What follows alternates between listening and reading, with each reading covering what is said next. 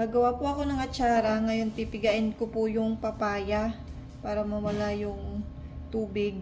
Lalagyan ko lang ng kunting asin. Ganyan-ganyan lang natin yan para mawala yung tubig.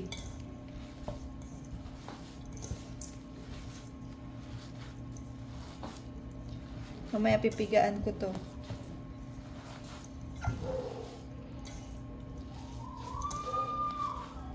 Ganyan-ganyanin lang po muna para yung tubig lumabas yan siya. Nilagyan ko kunti asin.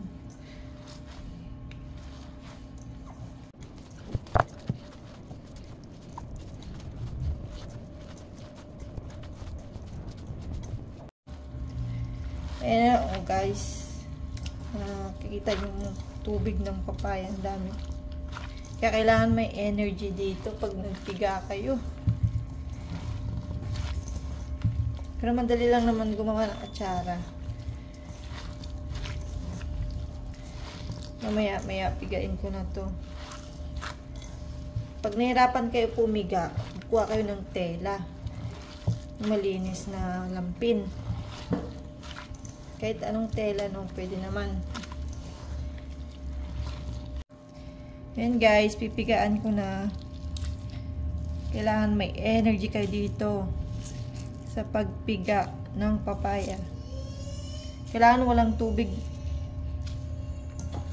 Ulit-ulitin lang yan guys. Ganyan lang yun, oh.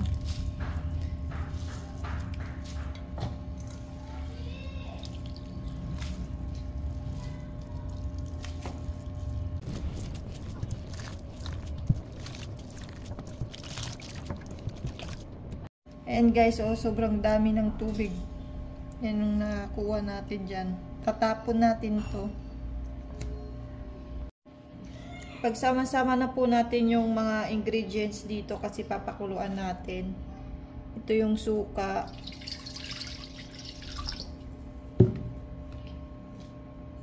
Luya, bawang, asin, buong paminta, tsaka asukal. Ilalagay lang natin dito.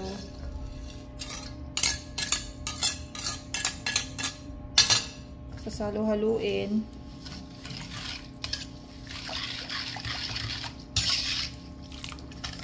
Tapos papakuluan natin to. Mamaya wag na natin haluin pag pinapakuluan natin. Hayaan lang natin kumulo to. Ngayon pa lang haluin na po natin. Ayan po, isasalang na po natin sa apoy. Buksan lang natin yung gasol. Hayaan lang po natin yan. Kung napapansin nyo guys, kumukulo na siya. Hayaan nyo lang na kumulo siya para maluto yung suka at asukal asin dyan. Huwag nang haluin. Lutuin lang natin yan ng 3 minutes. Hindi nyo kailangan haluin yan. After 3 minutes, okay na po yan. Patay na natin yung apoy at ilalagay na natin yung mga natirang gulay.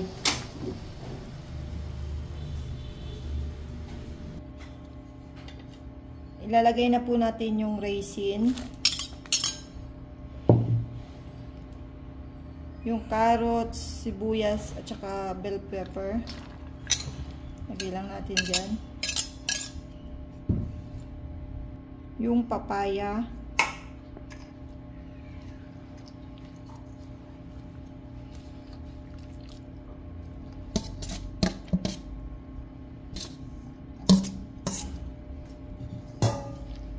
Haluin lang natin to.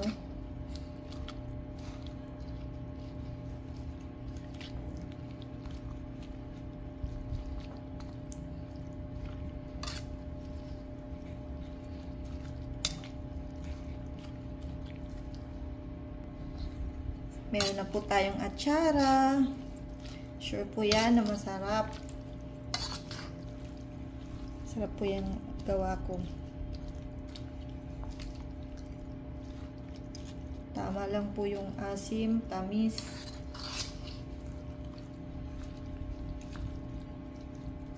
Bye-bye guys!